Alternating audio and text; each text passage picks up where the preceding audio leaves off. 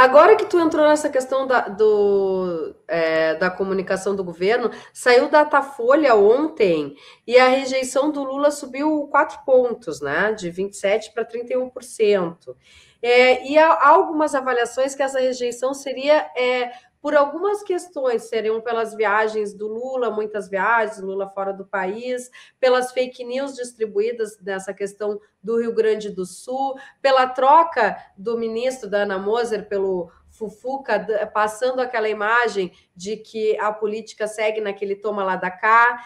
E eu te pergunto se isso não seria também por falha, além de tudo, por falha de comunicar essas questões, de haver uma interlocução do governo com a sociedade. Se pode atribuir a isso esse aumento de rejeição do Lula, Arbex? Não, total, total. Mas não é só, né? Uma coisa que você não mencionou aí, mas eu sei que você sabe disso, você não mencionou, que você esqueceu, eu acho, que é dizer a campanha permanente que a grande mídia faz contra o governo, né? Que é uma campanha de mentira. Por exemplo, saiu lá o acórdão do Toffoli dizendo que foi cometido o maior erro na história do judiciário brasileiro. E Qual foi a manchete da Folha de São Paulo no dia que saiu essa notícia? Não foi essa notícia. Foi reforma ministerial. Quer dizer, o Supremo Tribunal diz: nós prendemos um inocente, perseguimos um inocente, impedimos um inocente de disputar a presidência. Foi o maior erro do judiciário brasileiro. E a Folha de São Paulo dá naquele dia, no dia seguinte, né, a manchete: reforma ministerial. Não foi essa coisa do Supremo. É um jornalismo tão pobre, tão ridículo, tão deplorável. E pior ainda, quando inocentaram a Dilma das pedaladas, nenhum dos jornais deu manchete. A Folha deu uma chamadinha de capa de 5 linhas, uma chamadinha de capa de 5 linhas. O Estadão deu uma chamadinha de 2 linhas, 2 linhas. O Globo nem colocou na primeira página isso aí, a notícia da absolvição da Dilma.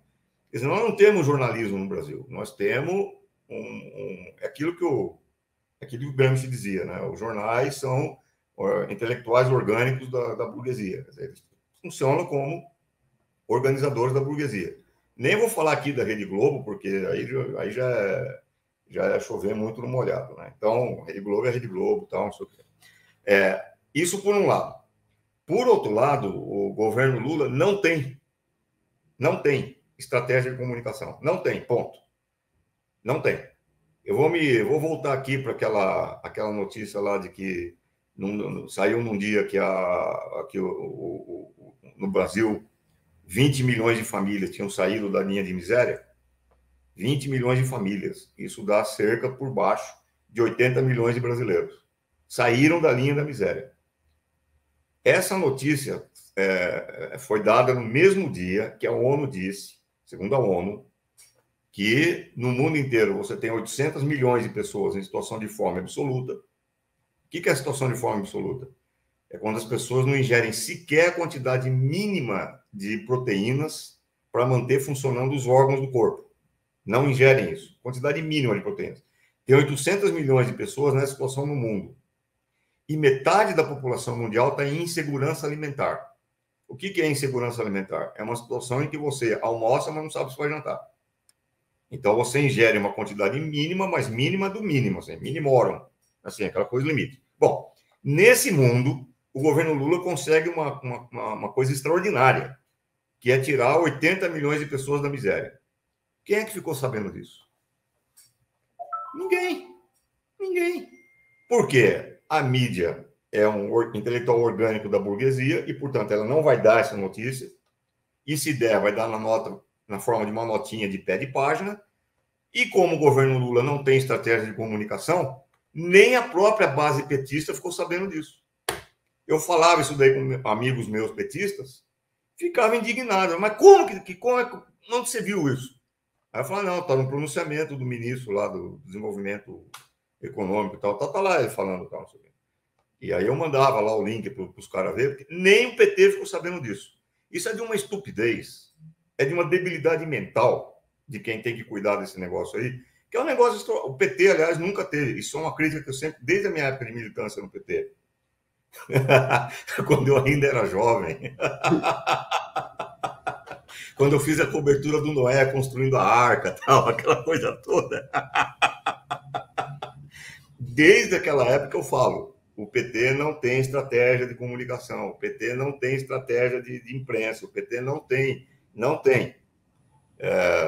Tanto que a frase mais deplorável que eu acho de todas as gestões, das duas gestões do Lula e da gestão e meia da Dilma, a frase mais deplorável que eles deram sobre isso daí, sobre a questão da comunicação, foi a Dilma, que teve esse mérito, quando ela falou um negócio que, quando eu ouvi isso daí, eu queria morrer quando eu ouvi ela falar isso daí, que ela falou que o único controle que ela admitia sobre a mídia era o controle remoto.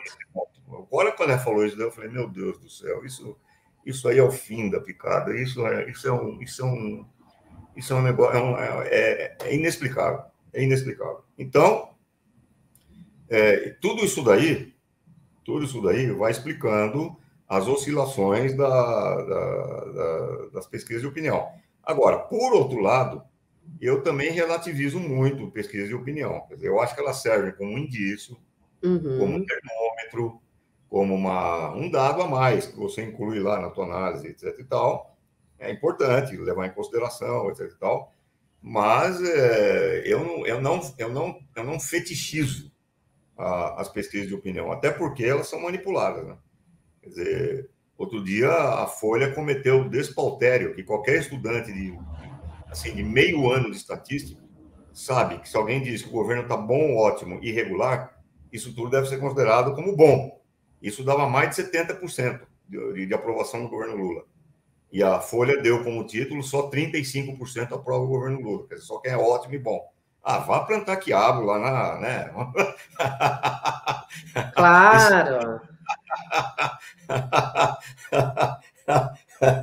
Não dá. Então, mas eu acho que se o PT não tiver uma estratégia de comunicação, ainda mais, se o governo Lula não tiver uma estratégia de comunicação, porque não tem, isso que o Pimenta faz é uma piada, não é estratégia de comunicação. Se não tivesse, isso daí vai explodir, porque as redes sociais estão aí, a formação de bolhas está aí, a guerra por meio das redes sociais. Eu falei aqui, acho que para você outro dia, no programa nosso. Eu falei para você que a OTAN fez um estudo em 2021, a OTAN, Organização do Tratado Atlântico Norte, ela patrocinou um estudo em 2021 chamado Guerra Cognitiva,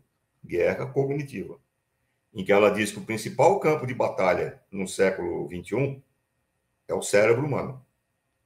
Não se trata mais apenas de ganhar uma guerra no campo militar. Claro, tem que ganhar guerra no campo militar, é óbvio que tem, de Ucrânia, etc. e tal.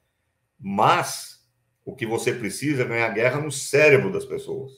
Você precisa manipular o cérebro das pessoas. E é disso que se trata. E eles são mestres nisso. Quer dizer, nós vimos aqui no Brasil, durante o governo Bolsonaro, nego batendo continência para pneu de carro. Quer dizer, nós vimos senhoras de classe média saindo na rua, olhando para o céu, achando que os arturianos vinham aqui para botar ordem na casa. Quer dizer, isso tudo é guerra cognitiva. Isso é manipulação das redes sociais. É manipulação da informação, da comunicação. E o governo do governo está à margem ao largo disso tudo, está ignorando isso tudo. Então, por mais que o Lula seja brilhante, e ele é brilhante, é óbvio que ele é brilhante, e por mais que o Lula seja um gênio como comunicador, ele é mesmo, ninguém coloca isso em dúvida. Uma andorinha só não faz verão, né? Não adianta o Lula ser um brilhante cara e um brilhante estadista, etc. Uma andorinha só não faz verão. Você não tem estratégia de comunicação, os caras gastam bilhões de dólares para desenvolver estratégias de comunicação. A OTAN. E estão fazendo isso.